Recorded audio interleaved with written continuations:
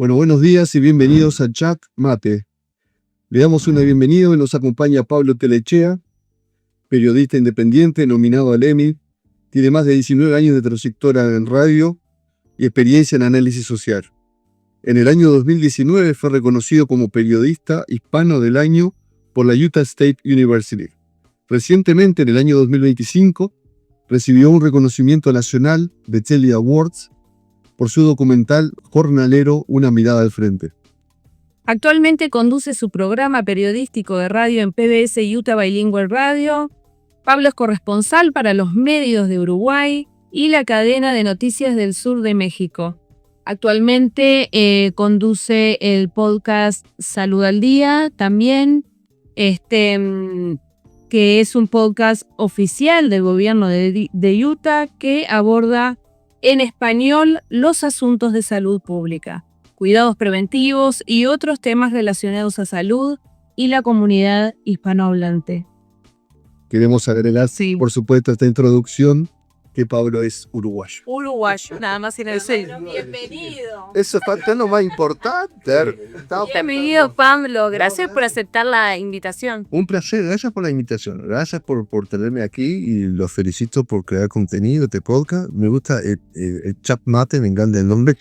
Pero sí, lo más importante, soy uruguayo. Como todos los audiencias, que me imagino tienen mucha audiencia uruguaya, y gusto estar reunido con uruguayos. Excelente, Pablo.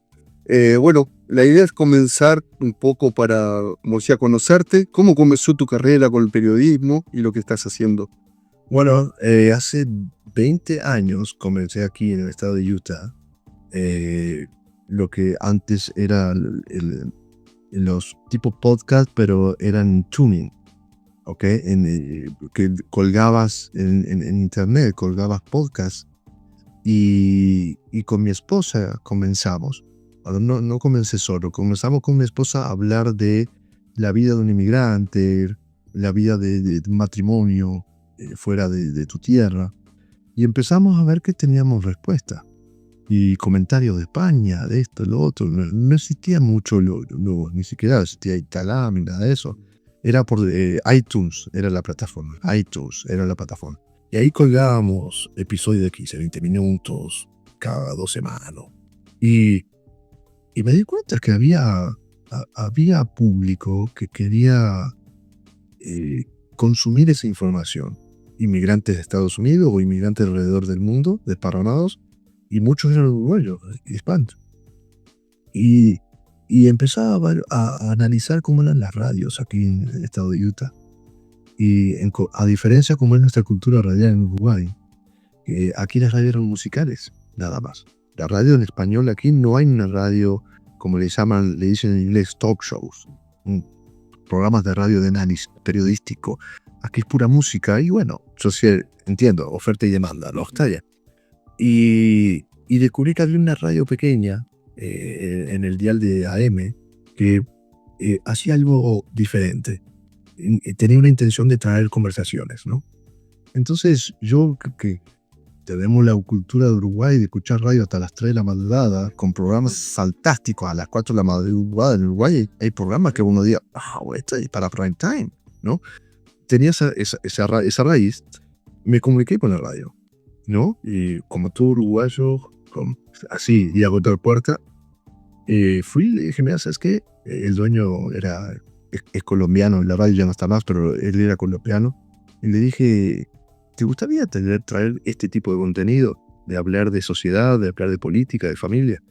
¿Y por qué no? Y ahí empecé así, hace 19 años. Y me acuerdo que teníamos un programa los martes, y como era diferente, empezó a tener una audiencia. Y yo traía psicólogos, traía especialistas en diferentes áreas, pero todo que apuntara al inmigrante, ¿no? A cómo se sentía el inmigrante al llegar solo, o cómo se sentían la familia inmigrante con traer hijos que no hablaban inglés, y el desafío que esos hijos le planteaban a los padres cuando volvían de la escuela, decir, papá, no entiendo nada, me quiero ir, ¿por qué me trajiste? ¿No? Yo me separaste de mis amigos en Uruguay o en Argentina, que fuese. Y traía todo eso para normalizar la conversación, ¿no? Estoy hablando hace 20 años atrás. Y todo fue tomando hasta que lo profesionalizamos, lo perfeccionamos, y ahí pasé a otra radio con mucho más audiencia, una radio más de renombre, y después empecé a hacer televisión. Después Viva You TV International me llamó, y ahí empezamos a hacer televisión. Y ahí empezó, bueno, y uno obviamente en algunas partes autodidacta, y en otras tenés que prepararte y perfeccionarte. Fui a la Universidad de San Beit, acá de la U, de San Beit, y tomé especialización en liderazgo político, en muchas cosas. Y ahí empezamos a trabajar con las agencias. Y las agencias empezaron a notar que había un periodismo que quería abordar los temas que ellos querían solucionar. Entonces empezamos a trabajar juntos. Y ahí eso es más el comienzos. Perfecto. ¿Por qué la decisión de enfocarte en la comunidad hispanohablante? Y porque soy de las personas que pienso que tiene que haber una voz que represente, ¿verdad? Pero que represente y que informe, ¿verdad? Sin demagogia, sin sin amarillismo. Y siempre noté que debido a la diversidad hispana que hay aquí, ¿verdad? Porque hablamos español, pero si tú eres de México o de Centroamérica, lo que sea, tenemos puntos de vista totalmente diferentes. Venimos de diferentes backgrounds, como le llaman en inglés, ¿no? Y vienen con culturas que, en cuanto, por ejemplo, a salud pública, que son totalmente diferentes a la que tiene el argentino y el uruguayo. Entonces hay que buscar un punto medio. Y es un desafío, porque una vez que prendes el micrófono tenés que llegarle a todos y que todo el mundo entienda, ¿no?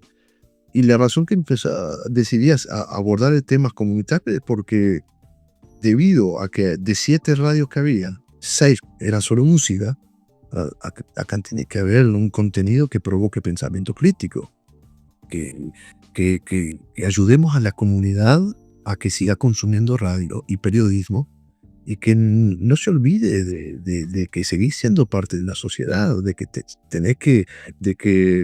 tenés derechos, ¿verdad? De que podés exigir, de que podés crear resistencia cuando hay algo que no te sirve, o no te gusta, o no estás de acuerdo. Entonces darle una voz a esa comunidad. Entonces, algo que me gustó que dijiste ahora es ayudar, ¿no? Sí. Porque vos no solamente informás, vos estás ayudando a que esta gente se prepare, como recién dijiste, que tengan una voz, que sepan sus derechos.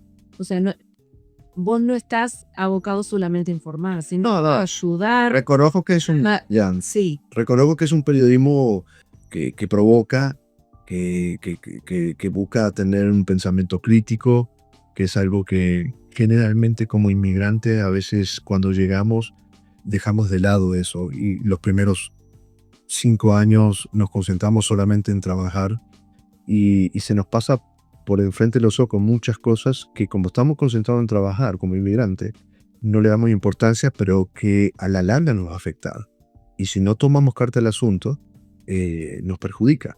Entonces reconozco que es un periodismo atrevido, que provoca pensamiento crítico, que llama la atención, que incomoda, ¿verdad? La temática que traigo, yo traigo senadores, traigo legisladores, agentes del FBI, de ciudades, intendentes o mayor, por decir aquí, y senadores a nivel federal, a nivel local, para abordar los temas. Y como la cultura americana, en cuanto a hacer periodismo, es un poco light, vamos a decirlo. Estados Unidos es el país en el mundo donde tiene menos periodismo analítico. ¿Verdad? Estados Unidos vende mucha televisión, pero no es un periodismo analítico, ¿verdad? Y en la parte hispana ni se diga. En la parte hispana tenemos 2 grandes fuentes de entretenimiento en los Estados Unidos hispanas, que son Univision y Telemundo, ¿ok? Y que en la programación 24/7, 24/7, absolutamente no tienen ningún programa de análisis, ni de política, ni temas comunitarios. Es todo entretenimiento, y está perfecto. Pero eso lleva a que te pasa factura con el pasar del tiempo, de que no estás formando ni informando a una comunidad. Entonces, cuando viene un programa de periodismo, hay políticos que les llaman la atención. ¿Les incomoda? Sí, es una piedra en el zapato para muchos, pero lo necesitan ellos también. Entonces ahí, en ese negocio, ¿verdad? En ese lleva y trae es como puedes abrir el micrófono y hacer periodismo, ¿no? Ellos necesitan venir a tu programa y tú los necesitas para crear pensamiento y análisis. Exacto. Y hablando un poco de eso, ¿cuáles son los temas que pensás ahora actualmente son importantes para todos como comunidad, hispanos, sobre todo latinos, pero en general, ¿cuáles son los temas más preocupantes que ves en este momento? Mira, quizá en contradicción a lo que la gran mayoría puede estar pensando, para mí uno de los principales temas no es el ICE, no es lo que está ocurriendo ahora, esta persecución muy arbitraria que se está llevando a cabo hacia el inmigrante. Para mí no lo es. Para mí hay un trasfondo de esto y que para mí tenemos que pensar más como hispanos en la educación de nuestros hijos, lograr que nuestros hijos lleguen a una universidad que no es fácil, que hay muchas barreras que nuestros hijos o hijos de inmigrantes se están enfrentando. Y el otro tema es la salud. Las estadísticas no mienten, el hispano o el inmigrante hispano en los Estados Unidos lamentablemente te puede decir cuántos años va a vivir diciéndote el código postal donde vive. Dime cuál es tu código postal y te digo cuántos años vas a vivir. Y lamentablemente es así en los Estados Unidos. Entonces el hispano está muy vulnerable al cuidado preventivo de la salud, no tiene acceso, ¿verdad? Posterga, solamente va cuando es una emergencia, porque también hay programas, hay que reconocerlo bueno, también hay programas de asistencia médica pública que una persona sin estatus legal puede aplicar o puede usar, como es en programas de emergencia de salud, ¿no? Pero el hispano está postergando lo que es el cuidado preventivo, ¿verdad? Que a la larga es el más barato, es el más económico. Le cuesta menos a los contribuyentes, a la sociedad, ¿no? Y ese es un tema de preocupación para mí y para muchos, ¿eh? Pero lo que pasa es que las social media viven de otra cosa y desenfoca y se distrae la gente, ¿no? El problema más grande no es tanto el ICE, ¿verdad? El problema más grande es que el hispano no está llegando a la universidad, el hispano no se está cuidando a nivel salud y está pagando caro. Eso está costando mucho. Y el otro es también, otro tema que por años yo lo he visto, es que el inmigrante hispano no participa mucho en la sociedad. Se aísla, ¿verdad? Se opaca y no decide participar en la sociedad a nivel político, a nivel educativo con sus hijos. El hispano trabaja 14, 15 horas y cuando, por ejemplo, hay un desafío en la escuela para ir a marcar presencia con tu hijo, el hispano no va. Entonces, estos estudiantes hispanos no tienen representación, ¿verdad?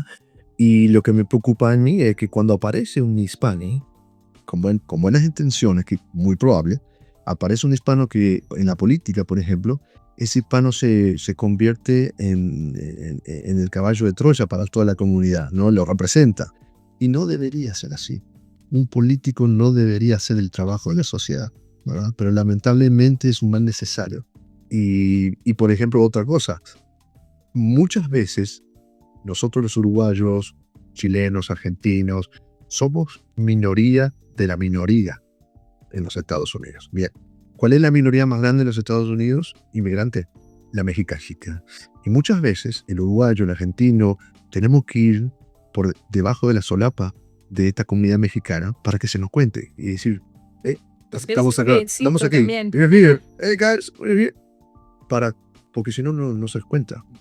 Y les confieso, mucho de mi trabajo periodístico de 19 años y las cosas que tú comentabas en la introducción, de los documentales que yo he hecho, que se han publicado, proyectado en los cines, mucho ha sido por medio del consulado mexicano. Okay. ¿Me explico? Porque el consulado mexicano tiene unos botes de infraestructura, yo entiendo, es un país gigante. Estamos hablando de 130 millones de habitantes. México tiene 53 consulados en los Estados Unidos. Más de uno por estado. ¿Ok? O sea, el gobierno mexicano mima muy bien a su coterráneo. Lo tiene en la palma de la mano porque el mexicano envía dinero a México. Exacto, sí. Pero muchos de nosotros, minoría de la minoría, hemos encontrado que la manera para llegar a la comunidad muchas veces es por medio de esto. A través de eso. Si no, no hay otra manera. Y, por ejemplo, el documental Jornalero que tú mencionaste ganó el premio a nivel nacional, pero fue elegido también para el Festival de Cine Mexicano y fue proyectado en el cine de Broadway, en Salt Lake City. Sin embargo, para que eso se lograra, el requisito es que en la interna del documental tenía que aparecer algún mexicano. ¿Y cómo le hacemos si yo soy uruguayo? La fotógrafa del documental es mexicana, Alejandra. Ella es fantástica, ¿no? Entonces, por medio de ahí es que se pudo presentar el documental a competencia o a elección, a un comité, y fue elegido por la calidad. Pero si yo no cumplía el requisito del filtro primero, no llegaba de chances de aparecer en escena. Entonces, cuando fue elegido, mucha gente americana, el documental es bilingüe, se proyectó en el cine, y cuando se mostró y se hizo como es un panel, yo estaba con el cónsul de México, Alejandra a mi lado, cuando yo empecé a hablar con un acento en español, pero acento un poco uruguayo, que creo que se me ha ido un poco igual, pero ¿y este quién es? Este no es mexicano. Claro. ¿Quién es este, no? Entonces, son cosas que uno va viendo y aprendiendo en la vida. A mí me gustaría saber tu experiencia haciendo este documental. El estar ahí un poquito, aunque sea por un ratito, del otro lado, viendo esa realidad. Mira, la idea de hacer este documental se llama Jornalero, una mirada al frente. Y tiene mucha semiótica este documental, partiendo desde el título, una mirada al frente. Después le explico por qué. Pero en enero del 2024, ¿no? Los jornaleros, para aquellos que no están familiarizados con la terminología, day laborers, le llaman acá, ¿no? Los jornaleros son esas personas que hacen changas de una manera informal, están afuera de las barracas, en la avenida, esperando para que cuando alguien va y compra bloque o ladrillo, obviamente está en un proyecto, necesita mano de obra, un empleado. Esta gente se para en la esquina o afuera de las barracas y se ofrece para trabajar, ofrece su mano de obra. Eso ha sido siempre en Estados Unidos, siempre, y nunca ocurrió nada. A veces un caso X puntuales, ¿no?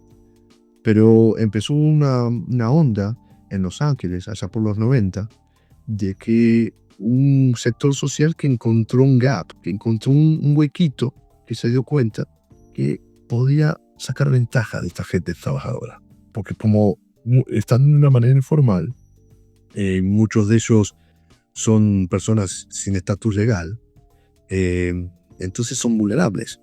Y un sector de la sociedad que se dio cuenta, pero yo puedo abusar de esto, puedo sacar ventaja. Entonces ellos empezaron a llevar a trabajar, los tenían 10, 12 horas trabajando, y cuando terminaba la jornada les decía, ¿sabes qué? Me consta que vos sos ilegal. Porque por tu color de piel, digo, totalmente racista. Sí, Leandro, fil racista, xenófobo, listo. Y no te voy a parar. No. Y si te enojas o te quejas, llama a la amiga. Eso empezó en California, en Los Ángeles, y en otras ciudades grandes también, como en Chicago.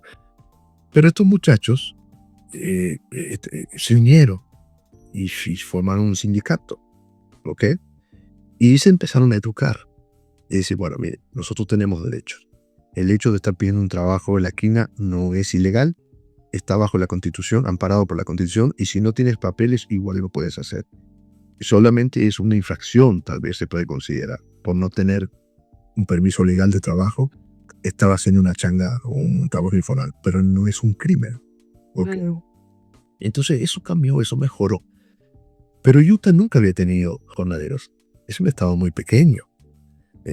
Utah, yo siempre pienso que estamos atrasados en muchas cosas, 20 años atrás, en muchas cosas. Y cuando empezó esta onda en jornaleros en Utah, era nuevo para mucha gente. Y era un ciclo. Otro grupo social encontró la grieta de, bueno, yo puedo abusar de esta gente. Y allá por enero de 2024, muchos jornaleros aquí en varias barracas en Salt Lake City y en West Bay empezaron a ser abusados. Los llevaban a trabajar, los amenazaban con la migra, no les pagaban, las mismas tiendas los empezaron a ver como algo incómodo de tener gente de afuera, algo incómodo, la imagen, involucraron a la policía y la policía no tenían un protocolo a seguir porque nunca habían tenido esa experiencia y empezaron a cometerse algunas irregularidades en contra de esta gente, aún de las autoridades, que esta gente estaba sola. Y me contactaron, me llamaron a la radio y me dijeron: señor Telechea, te dice la gente mexicana, te dice señor Telechea. Señor Telechea, ella sí, nos puede dar una voz. Queremos alzar la voz en cuanto a esto. Y claro, ¿verdad? Entonces venían 3 jornaleros a la radio, muy humildes, muy perfil bajo, y los entrevisté. Y ahí me di cuenta, esta gente necesita ayuda. Porque ¿quién les va a dar una voz? Yo tampoco me creo que soy el que estoy arriba de todo para darle una voz a todos, pero... Y empecé a buscar la manera, ¿cómo le podemos dar una voz? Y decidí hacer un documental. Pero para hacer un documental testimonial necesita gente real, historias reales. No vas a estar inventando otras cosas. Entonces no fue fácil conseguir jornaleros que compartieron su historia. Claro, que se quieran mostrar. Que se quieran mostrar. Ah. Y que también estén dispuestos a contar la verdad, ¿no? Y no fue fácil también conseguir agencias o organizaciones que patrocinaran esto, porque hay costos. Sacar una cámara y irte a la calle, pedir permisos legales de la ciudad para andar con una cámara, editar, bueno, todo es tiempo, todo es costo, ¿no? Pero de una manera u otra uno tiene un perfil humanitario, bueno, vamos a bajar los costos lo máximo que podamos para hacerlo. Y ahí surgió una organización que se llama Artes de México y Utah. Fíjate, volvería al tema México. Artes de México y Utah, que decidió apoyar. Y apareció un donante anónimo que era empático en la situación, la conocía, venía de California, había tenido obreros toda su vida y sabía la importancia de tener obreros hispanos en los campos. Y dijo: yo apoyo 100% esto, porque yo sé que este abuso es real. Americana.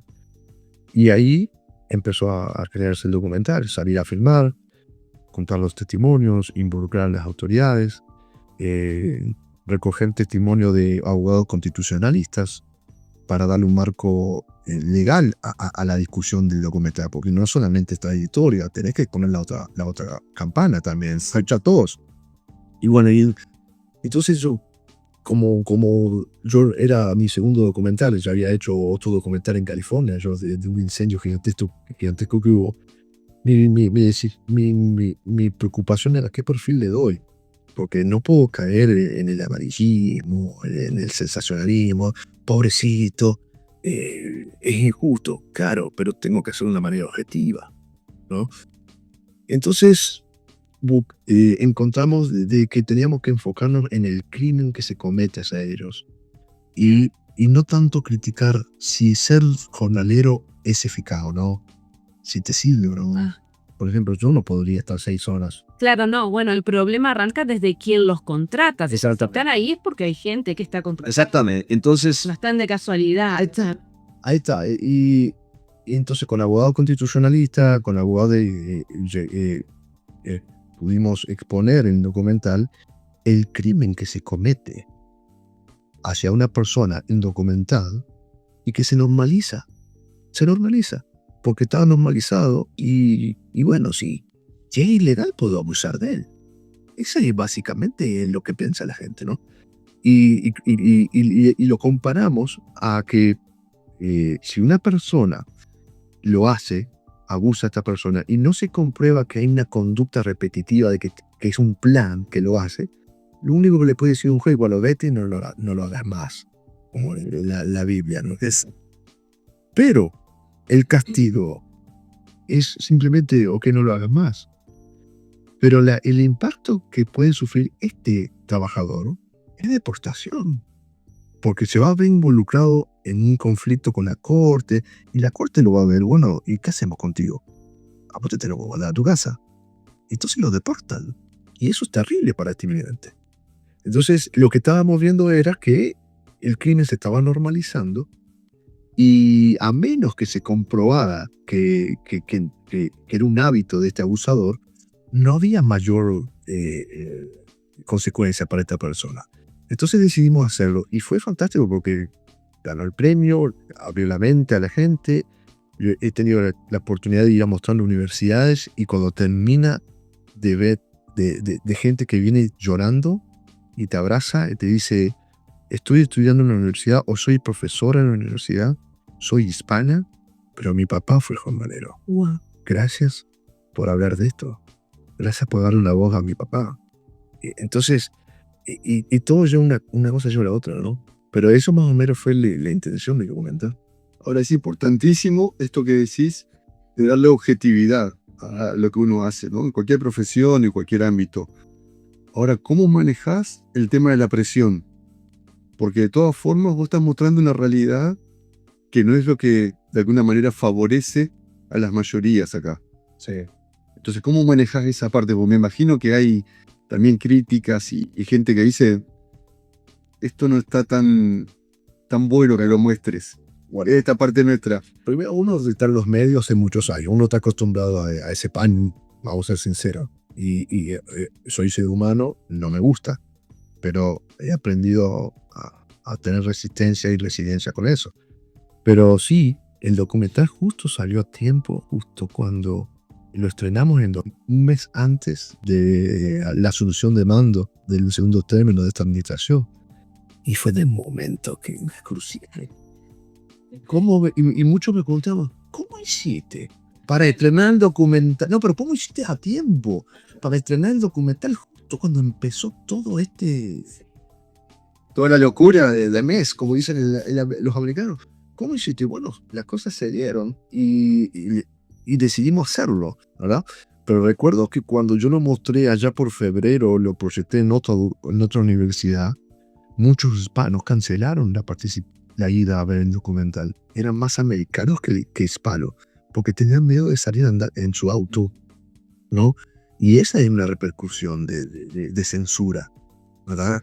Luego después el portal de noticias, uno de los más preponderantes de Utah, KSL, me entrevistó e hizo un artículo sobre el documental, ¿verdad? En inglés, por supuesto. Sí. Y el artículo era objetivo, analizaba el documental, me entrevistaron, yo respondí las preguntas.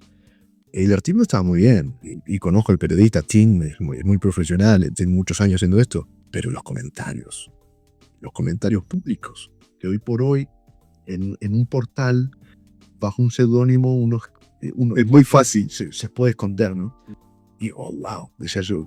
Y me reía, sabía de qué se trataba y estoy acostumbrado, pero nunca me termina mi capacidad de asombro. Los comentarios racistas y xenófobos hacia mí y hacia el documental, pero especialmente hacia la temática del documental. Porque había un comentario, por ejemplo, ¿y por qué te metes a hablar de esto? Yo le decía, ¿qué te interesa a ti? Había otro que dice, pero yo pensé que al estar ilegales, vos podés hacerles eso. Como, ok. Abusar de ellos. Pero si están ilegales, se lo merecen, dicen otros. ¿Me explico? Estamos hablando del país primer mundo, Estados Unidos, y que tengamos pensamientos así. Y no es un país que se formó ayer por inmigrantes. Es un país que históricamente es un país de inmigrantes. Y que estemos en una negación del aporte positivo que da el inmigrante hispano es absurdo. Y muestra el nivel de cultura y de educación que gran parte de este país tiene también, ¿no? Que es muy bajo. Sí. Bueno, Pablo, contanos de este nuevo proyecto, Su Salud al Día, tu podcast. Contanos un poquito cuál es la visión para este proyecto, que ya hace un rato lo tenés, vas como en el episodio 34. Ya vamos por ahí, 30, 31, 32, sí. Es un podcast netamente que habla de salud. Y es el Departamento de Salud y Servicios Humanos del Gobierno de Utah y la Universidad de Utah. Son los dos agencias que se unieron para crear este contenido en español, y surgió de encontrar la brecha que ha existido siempre entre el hispanic, el migrante, no importa si tiene o no estatus legal, la salud y el idioma. ¿Ok? Y yo siempre planteo este ejemplo. Si tú eres uruguayo y te vas a un partido de la NBA, acá con el Utah Jazz, y todos los anuncios son en inglés. El que transmite no es Ketman. El voto que es en inglés. No te va a afectar tanto, porque es básquetbol, ¿no? Pero si se trata de salud, vos vas a querer que sea en tu idioma. Me explico, la salud, la espiritualidad son temas fundamentales que vos los querés en tu idioma generalmente, porque es un tema emocional, ¿no? Y el Departamento de Salud venía buscando hace tiempo achicar esa brecha que ha habido siempre. Yo hace 24 años que vivo aquí y yo recuerdo los primeros años de ir a hospitales y los traductores o los intérpretes no eran latinos. Era un americano que había aprendido un poquito español y bla, bla, bla. Me acuerdo ver carteles en los pasillos de los hospitales traducidos al español con falta de ortografía, con una semántica, mala ortografía, malas expresiones. Y uno decía, Juan, se nota que hay un esfuerzo, ¿verdad? Pero no es suficiente, ¿verdad? Los doctores que iban eran americanos, hablaban español, maestros en la escuela americanos pero hablaban español. Entonces uno se sentía un poco bien, pero no es lo suficiente. Y en estos 20 y pico de años, más de 2 décadas, la cosa cambió. Ahora tienes maestros latinos, ahora tienes doctores latinos. La Universidad de Utah, por ejemplo, tiene más de 150 doctores que tienen español como primera lengua. Y hay mucha gente que no lo sabe. Entonces, el Departamento de Salud y la Universidad de Utah dijo, tenemos que hacer algo. A pesar de que estamos en un tiempo donde la política ha cerrado muchas puertas, el gobierno, el Poder Ejecutivo ha cerrado, por ejemplo, programas de inclusión, diversidad, equidad. A pesar de eso, el estado de Utah siempre ha tratado de ir un poquito diferente a ese ritmo que marca Washington, ¿ok? Y el estado de Utah un poco diferente a comparación a otros estados republicanos. Y piensa más humanamente. Y te lo digo porque he entrevistado a muchos senadores y diputados de ambos partidos y coinciden en muchas cosas. Siempre hay consenso entre ellos. Bien.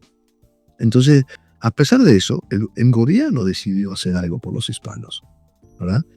Y aunque a muchos no les guste, este proyecto es pago por el dinero de los contribuyentes, de los impuestos, ¿verdad? Y hay mucha gente que también, que ese hizo otro artículo de su salud al día, y ahí venían los comentarios, ¿y esto quién lo paga? ¿Estoy pagando yo esto? ¿Y por qué no aprenden inglés? Así yo no pago este podcast, o le pago a Pablo Telechea, ¿no? Pero no se trata de eso. Se trata de que elevar la calidad de salud de la comunidad, elevar la calidad o la posibilidad de recursos para la comunidad, para que tengas una comunidad más saludable. En salud mental ni se diga. Entonces, Utah es uno de los estados con mayor índice de suicidio juvenil a nivel nacional. Utah es uno de los estados con mayor índice de consumo de opioides. Como opioides en español es analgésicos. Laxantes, sí. Recetados. Porque hay una cultura de que la salud mental no se aborda, no se habla, es un silencio. El joven aquí, son altos los números de índice de suicidio porque el joven aquí no encuentra dónde canalizar sus emociones. De diversas razones. Altas expectativas de cumplir ciertas cosas en la vida y si no las cumplís, sos el fracaso en la familia, lo que sea. Y después el otro punto es de ayudar a la comunidad a que eleve eso, ¿no? Entonces surgió esto. Y entonces se formó el podcast. Y dije, bueno, ¿y a quién tenemos en la comunidad periodista hispano? Llamaron a Pablo Telechea. Está perfecto. Entonces yo le di la idea, esto se puede hacer así, tenés que abordarlo de una manera objetiva, darle el nombre de realmente salud pública, es lo que se tiene que dar, y traer las personas. Lo bueno de este podcast, lo diferente de este podcast a comparación a muchos podcasts, que en este podcast no se vende absolutamente nada. Nunca vas a encontrar los nunca, porque es del gobierno y es de la Universidad de Utah. Nunca vas a encontrar logo de llame ya, el 801, bla, bla, bla. No, nunca. No se promocionan nada específico, no se crea ningún programa nuevo, se habla de salud, ¿verdad? Y para mucha gente que acaba de llegar, que venimos de nuestros países, donde a veces en nuestros países la salud está sindicalizada o sociabilizada, venimos de sistemas diferentes. Llegar aquí y encontrarnos con este mundo del sistema de salud que es tan complejo en los Estados Unidos, que no sabes si el doctor que está en la esquina te puede ver porque también no aplica el seguro, lo que sea, es necesario traer información y educación sobre salud. Entonces suscríbete a podcast. Es el primero oficial podcast en español y no hay ningún otro estado en todos los Estados Unidos que tenga un podcast del gobierno. Podcast en español hay miles que hablan de salud y dicen qué es. Pero de gobierno oficial, pagado por los contribuyentes, y que se hable de salud, netamente de salud, no política, no economía, nada de eso. A veces me tengo que aguantar, mujer.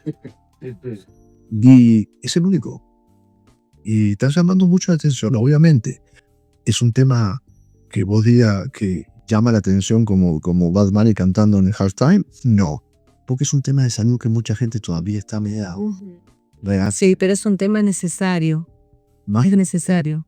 ya, entonces, Así que por ahí va. ¿Y crees que, porque digamos, lo que estamos hablando y lo que uno siente, ¿no? Al vivir día a día con la comunidad en general, ¿no? Hispanos y norteamericanos, ¿crees que en algún momento vamos a poder exigir o al menos reclamar por más derechos en estos sentidos, de salud, por ejemplo?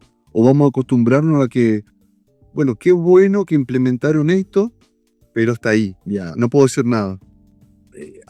son buenas noticias, ha cambiado. En comparación a 20 años o 25 que uno vive acá, ha mejorado muchísimo. Y sí, yo contemplo y me he reunido con muchas autoridades, se ve que va mejorando. Y te explico el por qué. Hay más diversidad ahora en el estado de Utah, y incluso en Estados Unidos.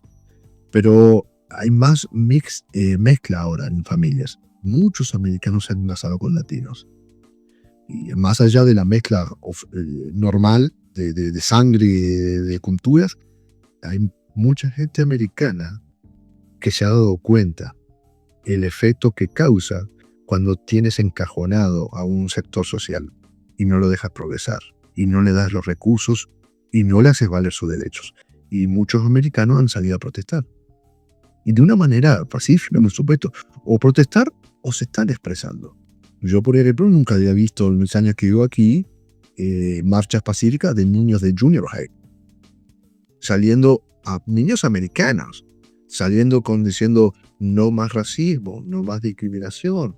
Yo nunca había visto algo así. Y las escuelas permitiendo en sus horarios, exactamente. Porque hay un sector social que no es que opte para irse a un lado político o al otro, derecha, izquierda, no importa. No, hay un sector social que está abriendo los ojos y que se está dando cuenta que si no le damos los recursos y herramientas a esta minoría, cada vez va a ser más acorralada, pero nos vamos a ver afectados todos nosotros. ¿Me explico? Hubo un intento, por ejemplo, en la primera administración, de quitarle el DACA a los muchachos, el programa de los soñadores.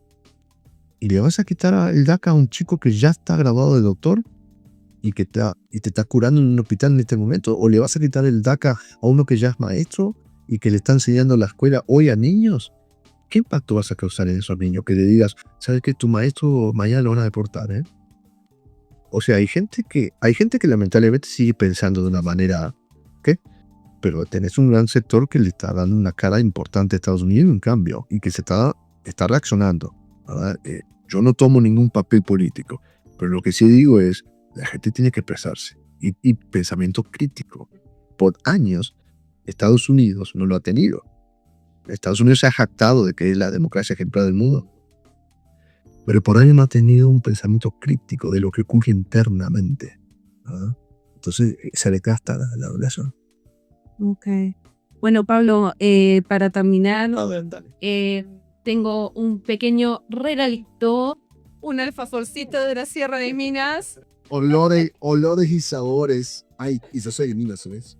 Sí, por eso mismo, nada más y nada menos que de Minas.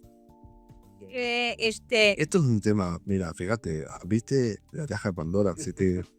el tema de los olores, los sabores, los sonidos, como cuando sos inmigrante, dejas todo en el aeropuerto cuando te venís. Quemás las naves, y más nosotros los que estamos más en el sur todavía. Para el mexicano es diferente. El mexicano siempre está con una pierna aquí y otra allá, en el de México, ¿no? Y se respeta eso, ¿no? Es un privilegio que ellos pueden tener. Pero para los uruguayos o argentinos, chilenos, que venimos más del sur, cuando te venís de una manera documentada, ¿no? Eso no importa. Quemás las naves y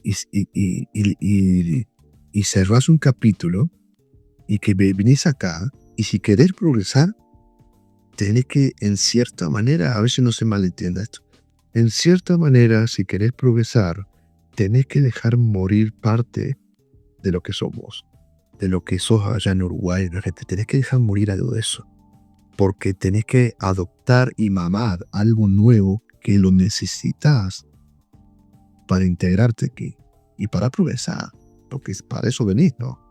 Y cuando digo dejar morir, no estoy diciendo dejar de ser hincha nacional de Peñarol. No. Eso es pasión. Creemos. Pero tenés que dejar morir ciertas cosas que como inmigrantes muchos arrastran y siempre están allá, pero tampoco están aquí. Pero allá tampoco están, si están aquí. Claro. Entonces, y eso a veces entorpece el progreso. Y cuando hablo de progreso tampoco estoy hablando de tener una casa más grande o 4 o 5 autos en tu cochera. El progreso de adaptación, que generalmente el que más disfruta ese fruto es la siguiente generación que tenés, tus hijos, ¿verdad? Si los trajiste, ellos van a darse cuenta y lo van a disfrutar más que vos, ¿verdad? Pero sí, pero estas cosas no tenés que dejar morir, por supuesto. Pero tenés que, como inmigrante tenés que hacer algo así, adaptarte y no sentirte culpable porque abandones algunas cosas, ¿verdad? Tú podés elegir qué dejar morir del uruguayo que tenés, del argentino. Suena muy fuerte, y especialmente si hay un uruguayo escuchando ahora en pleno barrio Cordón, que es patriota, pero hay que ponerse en los zapatos de un inmigrante. No es fácil llegar a mamar otra cultura, venir, no hablar el idioma, muchas cosas. Sí, yo siempre digo, por ejemplo, en Uruguay uno escucha mucho, sí, ya estamos todos americanizados. Es una gran mentira, porque hay que estar acá, ¿Sí? para darse cuenta lo que es realmente la cultura americana. No, y tiene sus cosas y sus pros y sus contras. No es, Como todo país. claro. Y pasa mucho, hablábamos mucho nosotros que, como decías anteriormente, en México, por ahí vienen familias enteras. Venezuela, incluso Colombia, hemos visto muchos casos de esos. El uruguayo argentino viene solo. Sí. La familia somos nosotros. Claro. Esposo, esposa, hijos, nada más. Y eso es lo que lo hace muy difícil. Lo hace difícil, pero a la misma vez es un reto. Es un reto. Cabeza, porque es una característica nuestra, es cierto. En la gente como mexicana o centroamericana, también los guatemaltecos, que tengo muchos amigos, es cierto, son muy de agruparse. Véngase, aquí más o menos. Y Nos arreglamos. el uruguayo y el argentino tenemos una característica que está difícil convivir, ¿verdad? Es difícil. Y eso nos reta, porque cuando llegás ya de primera tenés que irte a vivir solo, y eso significa que hay que empezar de cero a pagar las cosas. No podés compartirlo. Pero es un reto, y que tal vez te motiva y te forma. ¿Me explico? Pero yo lo quería hacer eso, y no es fácil ser inmigrante, ¿verdad? Y a veces del otro lado se hace muy fácil juzgar. Ajá.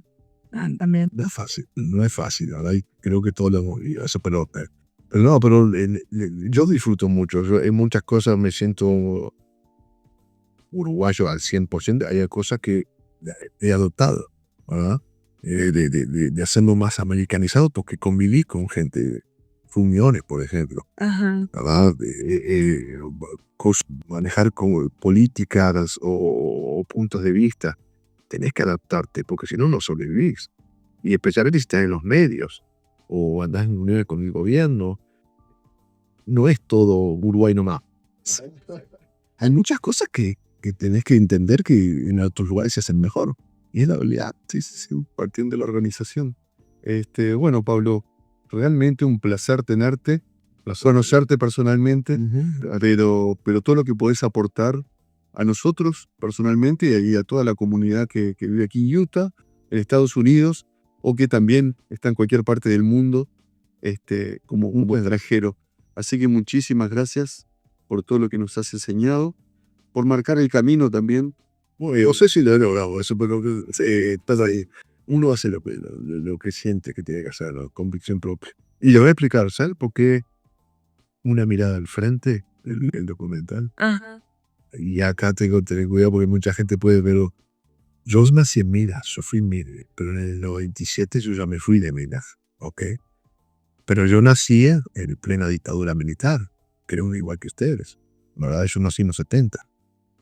Y en Minas había una costumbre, porque había un batallón de infantería allá en Minas, había una costumbre de que las tropas marchaban en el día, en la época militar, ¿no? De allá de los 80, 81, 82, a 85 fue que empezó el gobierno otra vez democrático. Y las tropas salían a marchar, lo cual veo. Y iban los militares marchando. Eso creaba un ambiente que al decir, como niño, uno no entendía qué es esto, ¿verdad? Y al menos en Mías y en mi barrio se había formado el folclore de que si pasaba la tropa, uno tenía que dejar lo que estuviera haciendo y pararse, ¿no? Como niño, ¿no? Si es como la bolita, o al soccer, o al fútbol, la verdad. Y dejábamos hacer para ponerse así, ¿no? Y yo no entendía por qué, pues yo lo hacía. Tenía 7 años, ¿no? 8 años. Y un día mi mamá me vio y me dice, no, usted no se pare y diga hacia abajo. Usted mire de frente. No le tenga miedo. Y ahí me quedé siempre una mirada en el frente a los desafíos que tenés, a los miedos, los temores, una mirada al frente. Y el documental habla de eso, de tratar de mostrarle a cierta parte de la sociedad americana que tienen que mirar a los problemas. Tienen un elefante en el dormitorio y no lo miran. Tienen que mirarlos, pero de ahí viene el término hablar al frente. Mirá qué bien. Bueno, nos vamos con esta moraleja de ponerle el pecho a las balas, como decimos nosotros, con este invitado de lujo que tuvimos hoy. Y los invitamos a seguirnos, a compartir esta información. Y bueno, y nos vemos en el próximo episodio. Les vamos a dejar los links para que puedan también seguir los podcasts de Pablo y están informados en cuanto a esto que hablamos de salud y todo lo demás. Así que muchas gracias y nos vemos pronto. Los felicito por eso. Bueno, muchas gracias, Pablo.